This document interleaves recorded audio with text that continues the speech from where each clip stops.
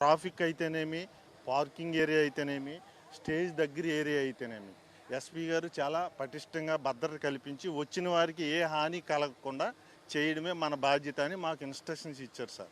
అంటే అది సార్. ప్రధానంగా ఈ డ్రోన్లు ఎక్కడెక్కడ యూజ్ చేస్తారు? అంటే సభ దగ్గర యూజ్ చేస్తారా? లేకుంటే మొత్తం ఈ కాకినాడ, పిఠాపురంకి సంబంధించిన ఏరియాలో కూడా ఏమైనా డ్రోన్లు యూజ్ చేస్తున్నారా?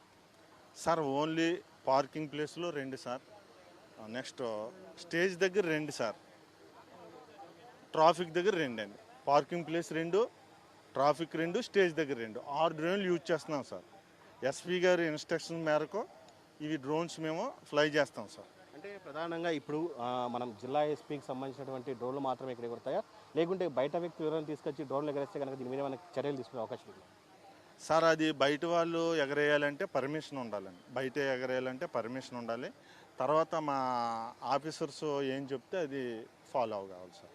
అంటే ప్రధానంగా మీరు ఈ డ్రోన్లు ఎగరేసే టైంలో కూడా ఏం అబ్జర్వ్ చేస్తారు? అసలు ఎటువంటి సంఘటనలు మీరు ఏమైనా బయటికి